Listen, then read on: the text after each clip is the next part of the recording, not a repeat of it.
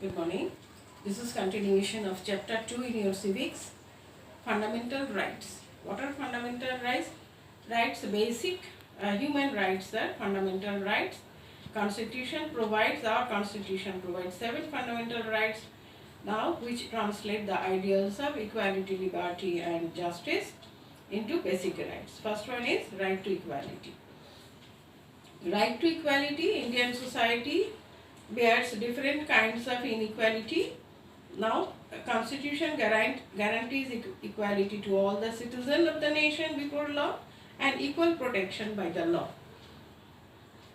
The Constitution also abolishes the practice of untouchability and allows the state to make special provisions such as reservation for scheduled caste, scheduled tribes and other backward classes. Now next point is right to freedom. There are few points. Freedom of speech and expression. You can express anything, you can write anything in the newspaper, there is no problem. Now freedom to assemble peacefully and without arms, ammunition, weapons. You can assemble, meet in a place. Freedom to form association and union. In factories and workshops they are making unions. Workers. Freedom to move freely throughout the country. Freedom to reside and settle in any part of the country you like, and freedom to practice and profess or to carry on any occupation or trade what you choose. Now next is right against exploitation. Now what is exploitation? Now there are a few points that also protects again right. They have the right to protect against any form of exploitation. The Constitution prohibits human trafficking. What is human trafficking? Buying and selling human being. Now it also prohibits beggary. Beggary is work without any money or forced labor. And the Constitution also prohibits the employment of children below the age of 14 in any factory or any hazardous places. Now right to freedom of religion. Anybody, they can preach or propagate any religion they believe in.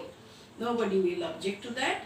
Now cultural and educational rights. Any minor section of the Indian population, they have the right to conserve their script, language and culture.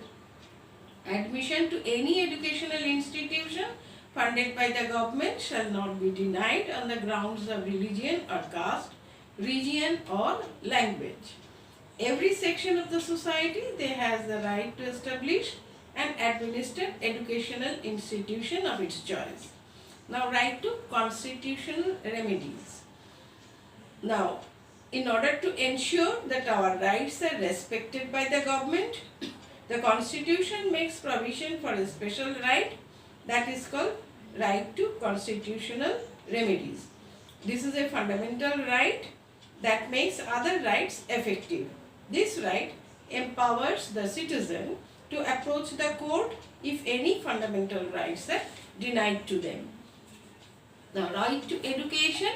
Right to education, this historic law came into being on April 1st, 2012 after an announcement by India's Prime Minister Dr. Manmohan Singh. According to this right, every child in India between the age group of 6 to 14 is entitled to free and compulsory education. Now, fundamental rights as human rights. The fundamental rights of India are basic human freedoms which ensure proper development of personality and for living peacefully in society. These rights apply universally to all the citizens, whichever race, place of birth, religion, caste, creed, color or gender may be. These rights are also enforceable by the court of law, and this essence of the fundamental rights is based on the Universal Declaration of Human Rights, which was adopted by the United Nations General Assembly on December 10, 1948. Now, the Universal Declaration of Human Rights is a charter of 30 articles that establish a common standard of human rights achievement for all peoples and all nations. It starts with the words, all human beings are born free and equal in dignity and rights. Now this declaration served as the foundation of a growing number of national laws, international laws and treaties, as well as protection and promotion of human rights. Now education is a fundamental right. There is a highlighted some piece there. It is written, nearly 92 lakhs children who had either dropped out of school or never been to any educational institution will get elementary education, as it will be binding on the part of local and state governments to ensure that all children 6 to 14 age group get schooling. According to this act, private educational institution should reserve 25% seats for the children from the weaker section of the society.